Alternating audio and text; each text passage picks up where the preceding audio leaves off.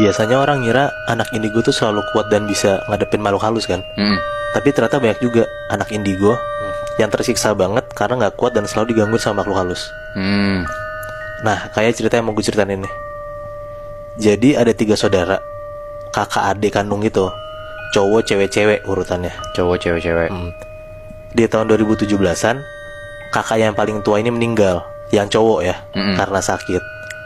Jadi tinggallah tuh berdua tuh saudaraan, cewek-cewek kan. Kita sebut aja nama kakaknya Laras dan nama adiknya Marsha. Oke, Laras dan Marsha. Iya. Laras ini umurnya sekitar 20 tahun dan Marsha sekitar 17 tahunan lah. Jadi si Laras ini emang ada indigo yang tadi gue bilang. Dari dulu tuh biasa suka ngadepin sosok-sosok makhluk halus gitu. Nah, biasanya setiap ada makhluk halus, dia tuh nyuekin. Dimanapun dan kapanpun ada makhluk halus di depan dia. Karena dia juga orangnya kayak santai, periang gitu. Jadi kalau misalnya ada makhluk halus, dia bodo amat. Karena dia mikir kayak, ada nggak ada lo juga nggak mempengaruhi hari-hari gue gitu loh. Nah, jadi cuek aja lah. Nah, kebetulan banget pas abis satu keluarga ini nguburin kakak yang paling tua meninggal tadi yang gue bilang, Laras tuh pulang dari kuburan langsung beda banget hawanya.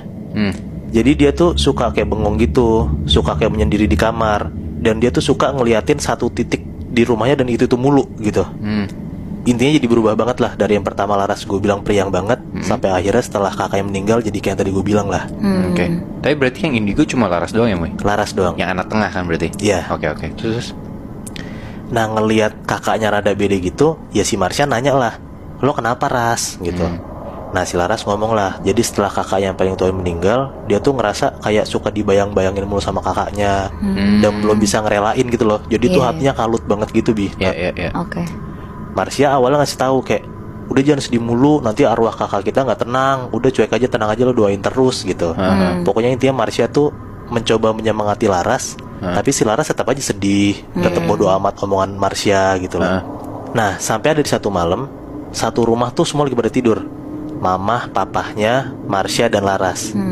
Tiba-tiba mamanya kebangun sekitar jam 1 atau jam 2 pagi gitu, mau ke kamar mandi. Nah, kebetulan banget rumah mereka tuh satu lantai. Jadi kayak kalau misalnya lo buka kamar langsung ke ruang makan, ruang tengah, dapur gitu loh. Kebayang kan? Jadi rumahnya cuma kayak satu kotak gitu doang tuh. Iya. Nah, pas mamanya kebangun abis dari kamar mandi yang ada di kamarnya, mamanya tuh dengar di dapur tuh kayak ada suara-suara berisik gitu, Bi, Nat. Suara kayak gelas piring kayak trek gitu loh, trek gitu loh. Nah, pertamanya mamanya mikir, ya mungkin tikus kali yang ada di dapur kan. Jadi mamanya cuekin aja lah. Pas mamanya mau tidur lagi, tiba-tiba mamanya dengar kalau misalnya ada kayak suara lemari ditutup kenceng banget kayak brak gitu. Kayak kebanting gitu. Iya, kayak kebanting gitu. Nah, di situ mamanya kaget banget lah dengar ada kayak gitu kan. Ngebangunin suaminya, ternyata suaminya nggak bangun-bangun. Karena dia sebenarnya kepo, tapi dia takut buat ngecek.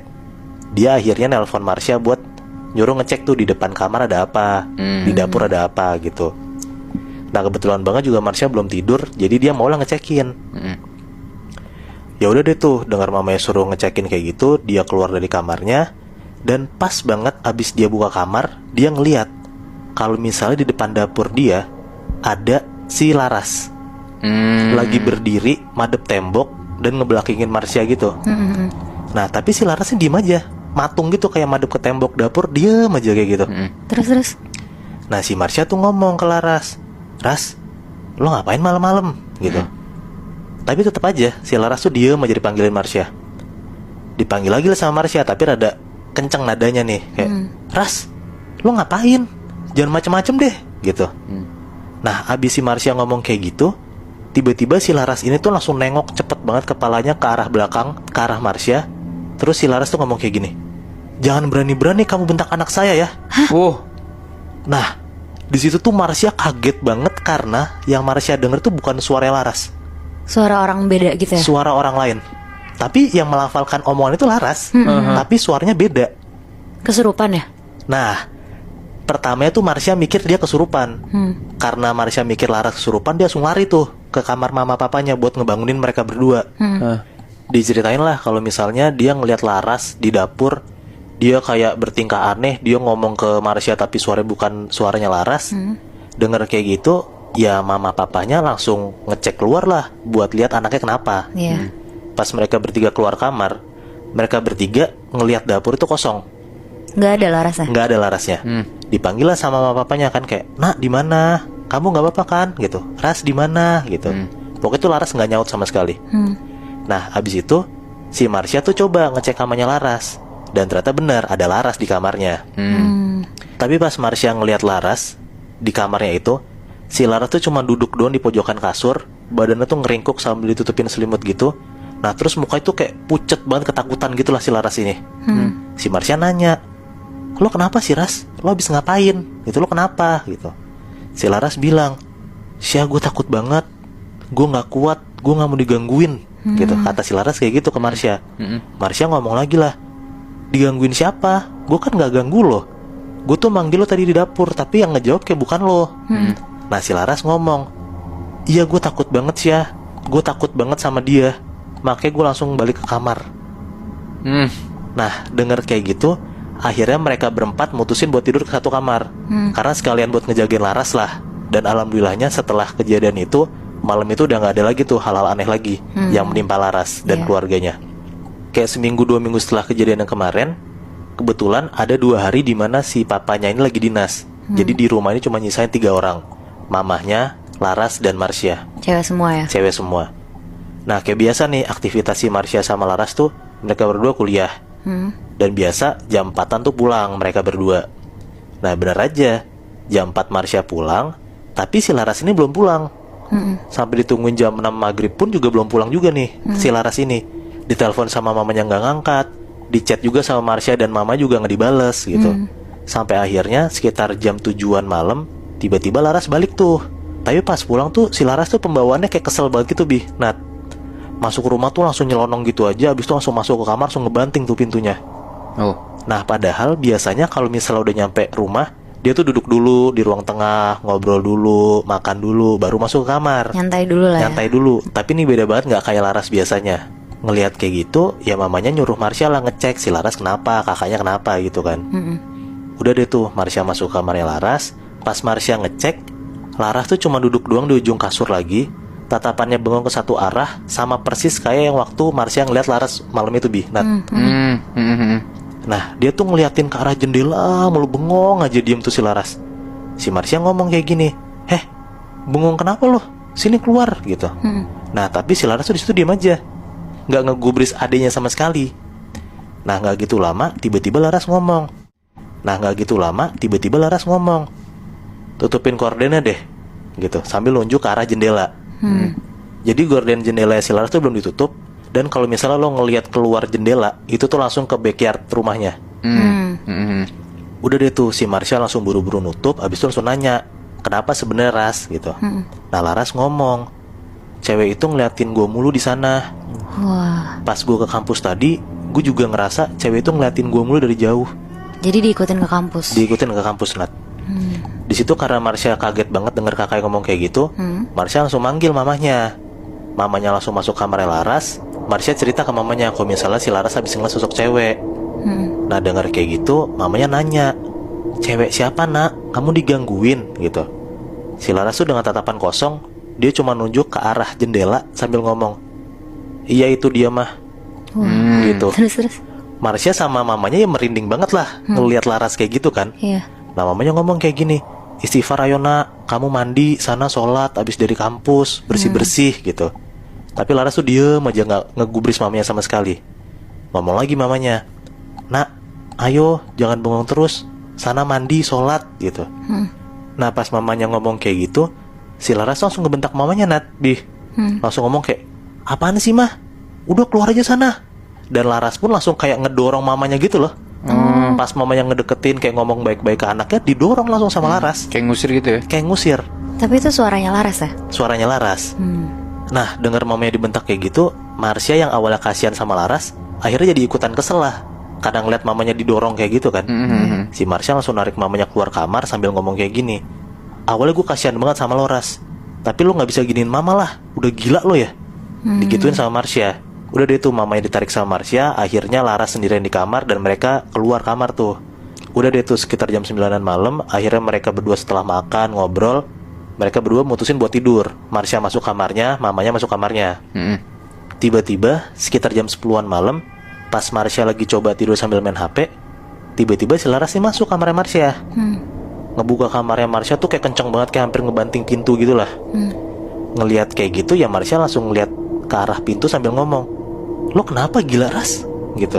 Nah di situ si Marsha ngeliat tatapan Laras tuh tajem banget ngeliatin ke arah Marsha, nggak ngedip sama sekali, dan tatapan Laras tuh bener-bener kayak melotot gitu ke arah Marsha. Ngeliat kayak gitu ya Marsha jujur takut lah. Iya. Setelah Marsha ngeliat Laras kayak gitu, akhirnya Marsha coba ngomong baik-baik ke Laras. "Ras, lo kenapa sih? Lo sadar dong, gue takut," gitu. Habis Marsha ngomong kayak gitu, tiba-tiba si Laras ini tuh langsung jalan ke arah Marsha, megang kencang banget rambutnya Marsha. Habis itu kepalanya Marsha dibenturin ke dinding. Oh Gila shit. banget. Ngedenger ada suara berisik di kamarnya Marsha, ya mamanya kebangun lah. Mamanya ngecek tuh ke kamarnya Marsha. Ternyata bener, mamanya ngelihat Marsha sama Laras tuh berantem. Nah di situ mamanya langsung lah misahin mereka berdua sambil nanya, "Kenapa sih? Kalian ada apa?" gitu. Di situ Laras langsung ngeliat ke mamahnya sambil ngomong kayak gini, "Kamu jangan ikut campur urusan saya." Oh. Nah suaranya ini persis banget kayak suara yang Marsha denger waktu itu. Oh, yang pertama kali. Bukan suara Laras. Oh. Abis ngomong kayak gitu, si Laras tuh langsung keluar kamar, lari ke taman belakang. Abis itu berdiri aja udah di depan jendela. Lo inget kan waktu pas dia bilang dia nunjuk ke arah jendela, suruh tutupin kordennya? Iya. Nah persis di situ Laras berdiri. Nah di situ mamanya sama Marsha pelukan lah, kayak takut, nangis gitu kan. Karena nggak ada papanya, mamanya nelpon tuh papanya, ceritain lah kalau misalnya Laras bertingkah lagi, dia habis nyiksa Marsha segala macam. Nah karena nggak ada papanya di situ, papanya ngide, bilang ke mamanya buat telepon ustadz yang ada di dekat rumah, buat datang ke rumah gitu loh, buat kayak nyelamatin lah ini ada apa sebenarnya gitu. Nah nggak lama setelah ditelepon, akhirnya Pak Ustadz nyampe tuh di rumahnya mereka, nyamperin Marsha dan mamahnya. Ditanyalah Laras di mana, dibilang sama Marsha ada di taman belakang. Di situ mamahnya Marsha sama Pak Ustadz tuh langsung tuh ngecek ke arah belakang ke taman. Iya. Dan ternyata bener, masih ada Laras di situ berdiri. Cuman yang mereka bertiga lihat, Laras tuh nggak berdiri diem aja Nat. Buru-buru lah langsung disamperin sama Pak Ustadznya buat didoain kayak auzubillahi minasyaitonirrajim gitulah. Nah pas Pak Ustadznya lagi doain, si Marsha tuh megang tangannya Laras dan mamanya tuh megang kakinya Laras. Sambil dibacain sama Pak Ustadznya, di situ tuh bener-bener Laras tuh teriak-teriak kenceng banget, dia ngeronta-ronta, badannya tuh kayak kepanasan gitu Nat. Dan di situ juga Laras tuh nyakar-nyakar Marsha sambil teriak-teriak ngomong kayak gini, "Lepasin saya, pergi kamu perempuan bajingan, jangan gangguin anak saya lagi." Oh shit. Gitu. Nah di situ tuh Marsha bingung kenapa Laras ngomong kayak gitu. Cuman tetep Marsha tuh pegangin tangannya Laras biar nggak kemana-mana lah. Soalnya kan ini lagi kayak didoain Ustadz biar si sosok ini pergi kan dari badan Laras kan. Nah sampai sekitar jam 11-an malam, Pak Ustadz nyoba ngeluarin si sosok cewek ini dari badannya Laras, dan akhirnya berhasil. Laras tuh badannya lemes banget. Setelah badannya lemes, dia udah nangis-nangis lagi. Dia ngerasa kayak kecapean banget, ada sosok yang masuk ke badan dia. Terus si Pak Ustadz ini nyuruh Laras buat tidur. Digendong itu sama si Pak Ustadz Laras ke kamarnya mamahnya. Habis itu Pak Ustadz ngomong, si Laras ini harus ditungguin sama satu orang, siapa yang mau nemenin gitu. Akhirnya mamanya bilang, "Saya aja yang nemenin Pak," gitu. Jadi mamanya sama si Laras ada di kamarnya mamanya Laras. Di situ udah beres semua, si Larasnya udah aman-aman aja. Si Marsha nanya ke Pak Ustadz ini, sebenarnya apa yang kejadian sama Laras? Kenapa dia tiba-tiba kesurupan sampai dia berani-beraninya nyakar si Marsha, kayak nyakitin Marsha kayak gitu.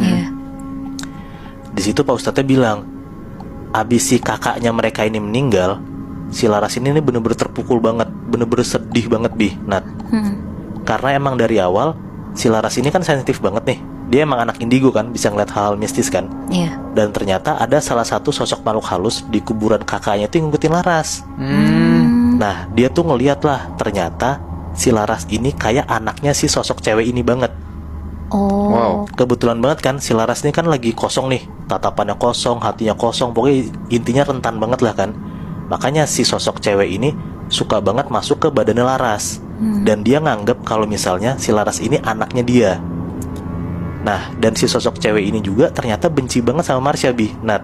Kenapa? Karena dia ngerasa si Marsha ini suka ngebentakin anaknya mulu. Oh. Kan dia bolak-balik tuh 2 kali kan dibentak kan, Iya. si Laras kan. Dikatain gila. Iya dikatain gila, dikatain gak bener segala macem lah. Nah makanya akhirnya tuh ada kesempatan buat si sosok cewek ini nyakitin si Marsha, maka tuh bener-bener dicakar-cakar di segala macam karena sosok cewek ini tuh udah nganggep si Laras ini anaknya dan nggak mau kalau misalnya ada orang lain yang nyakitin si anaknya ini. Oh shit.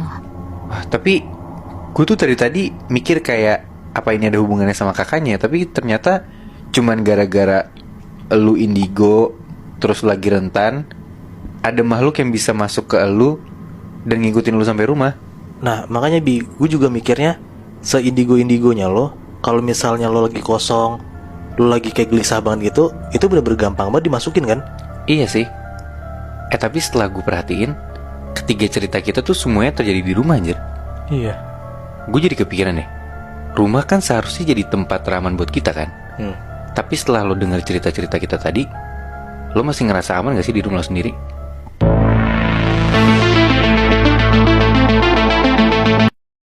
Dan pas mereka lihat, akhirnya mereka semua sadar. Di pojokan banget foto Bianca lagi mirror selfie, di pantulan kacanya ada bayangan kayak cewek gitu samar-samar. Dan cewek itu tuh pakai dress putih yang persis banget dressnya sama apa yang Bianca beli. Di situ tuh mereka bener-bener merinding banget Bi. Nah, karena mereka kaget dan gak ngeh juga kenapa baru sekarang mereka taunya ada sosok cewek ini dalam fotonya si Bianca ini. Ngelihat kayak gitu, akhirnya mereka semua teman-temannya Bianca ini mutusin buat dalam tanda kutip nyelamatin Bianca lah. Udah deh di hari itu singkat cerita, sorenya abis mereka nongkrong, mereka nyamperin tuh rumah Bianca buat main ke rumah Bianca lah. Nah mereka ini sebenarnya ke rumah Bianca tuh udah ngerencanain sesuatu gitu. Jadi niat mereka adalah mereka datang ke rumah Bianca buat pura-pura kayak main biasa. Padahal sebenarnya si temennya ini namanya Tata mau ngambil dressnya dan mau ngebuang jauh-jauh dress itu dari Bianca.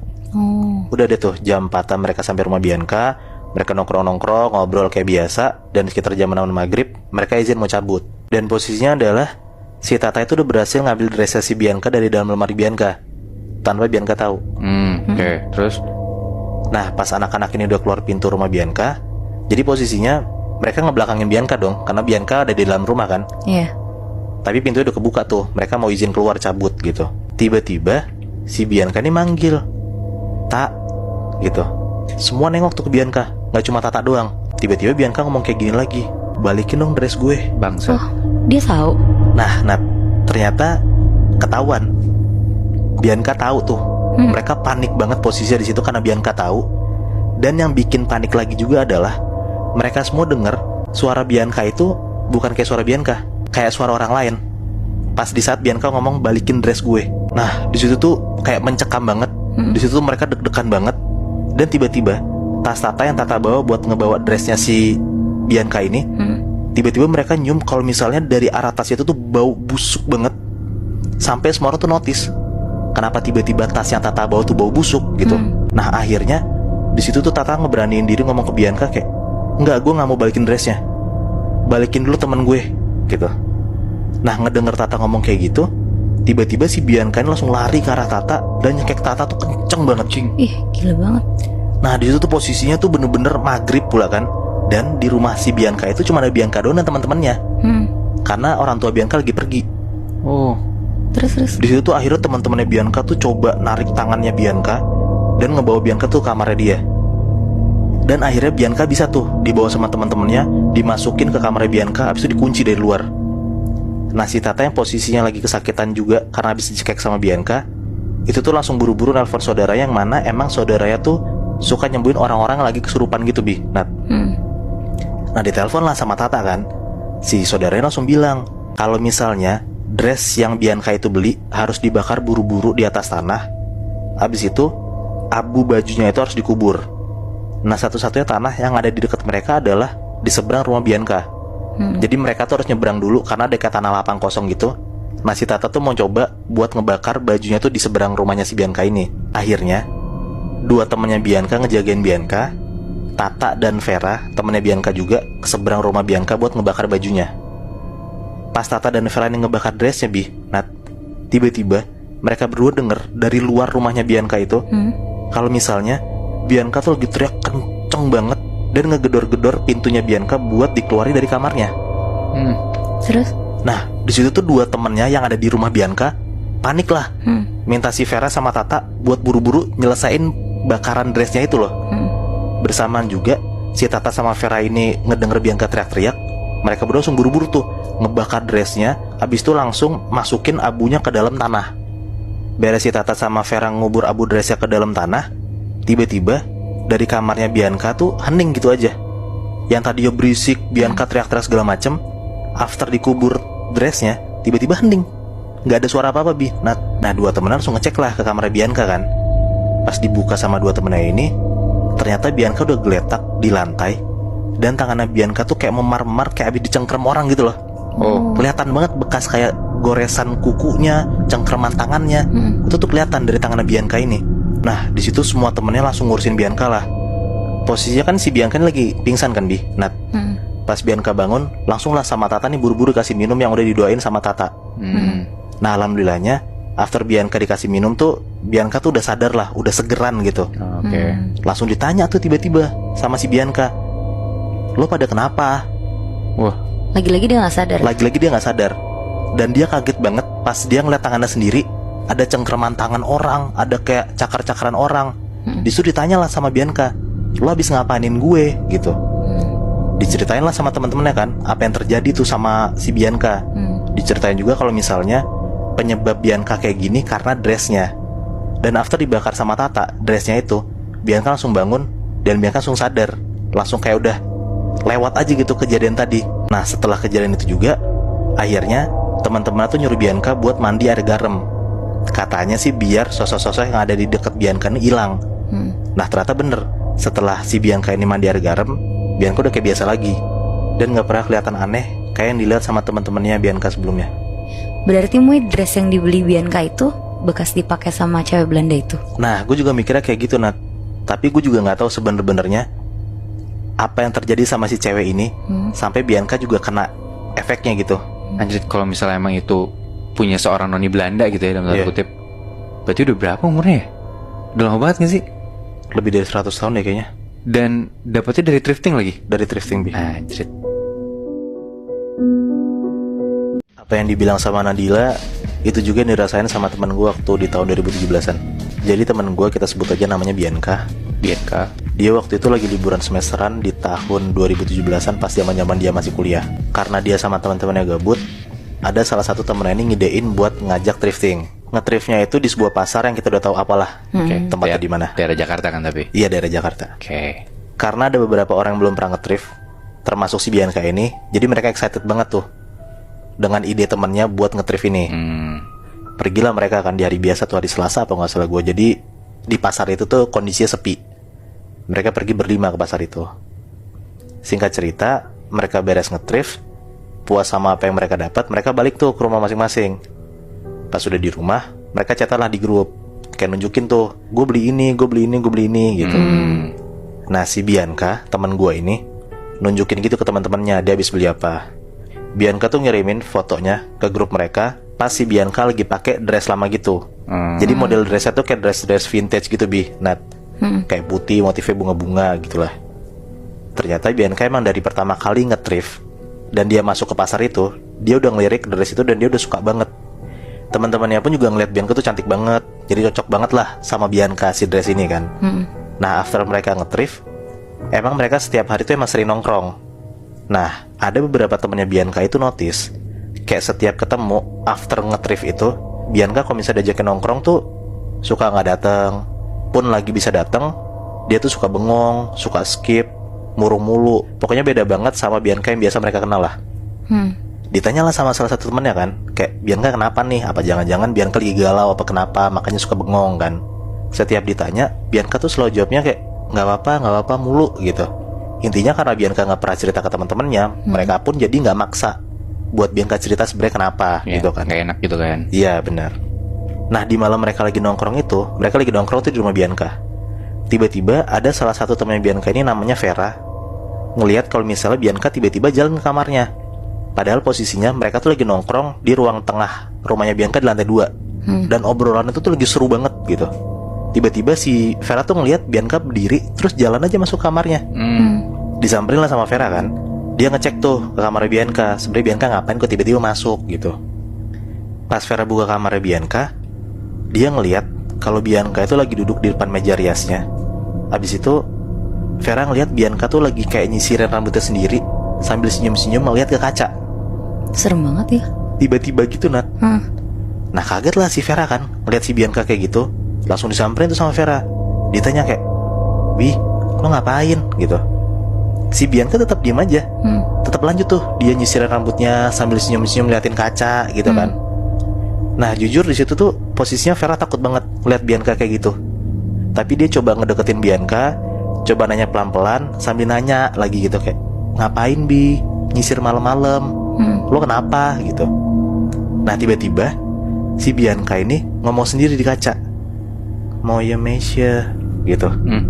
Nah di situ tuh Vera bener-bener makin merinding karena dia nggak tahu apa yang Bianca omongin. Pun juga si Vera tahu kalau misalnya Bianca tuh nggak bisa ngomong bahasa lain selain bahasa Inggris dan Indo gitu. Dan si Vera tuh yakin banget kalau misalnya itu tuh kayak bahasa Belanda yang si Bianca omongin tadi. Nah by the way, Moya Meisha ini emang bahasa Belanda yang artinya tuh cewek cantik. Oh. Nah Vera denger kayak gitu langsung keluar kamarnya Bianca tuh buat manggil teman-temannya yang ada di luar. Pas Vera keluar, Vera ceritain tuh ke teman-temannya apa yang dia lihat di kamar itu kan. Ngedengar kayak gitu, semua teman-teman langsung ngecek tuh, masuk kamar Bianca.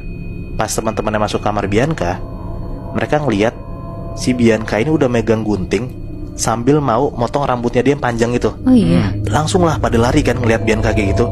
Langsung kayak ditahan tuh tangannya Bianca sambil ngomong, "Bi, lu kenapa?" gitu. Nah tiba-tiba pas teman-temannya megang tangannya Bianca itu, Bianca tuh langsung berubah 180 derajat dari apa yang tadi Vera lihat. Di situ tiba-tiba si Bianca tuh langsung bengong kayak orang linglung sambil ngomong kayak gini ke mereka, "Lo pada ngapain ngerubungin gue?" Nah ngelihat kejadian aneh yang baru dialamin sama Bianca, teman-temannya tuh makin sadar lah, kayaknya ada nggak beres dari Bianca ini. Singkat cerita, udah beberapa hari setelah kejadian itu sebenarnya teman-temannya tuh udah suka ngomongin Bianca dari belakang. Nah ada satu hari di mana mereka semua nongkrong, Bianca nggak diajak sama teman-temannya itu. Mereka ngomongin Bianca karena mereka tuh takut Bianca kenapa-napa gitu kan.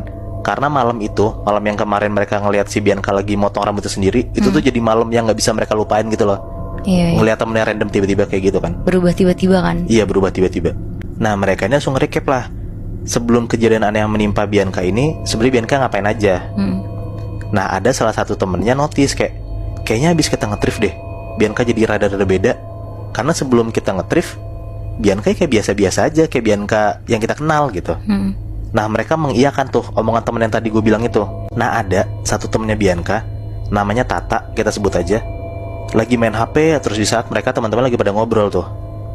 Pas mereka lagi ngobrol, tiba-tiba si Tata langsung kayak nyeletuk gitu, "Anjir, kayaknya karena dress ini deh," gitu. Ternyata si Tata ini lagi ngeliat ulang foto yang waktu itu Bianca kirim ke grup pas pertama kali Bianca beli dress ini. Nah Tata tunjukin tuh ke teman-temannya foto itu, di zoom tuh sama si Tata kan, si Bianca lagi mirror selfie tuh. Dan pas mereka lihat,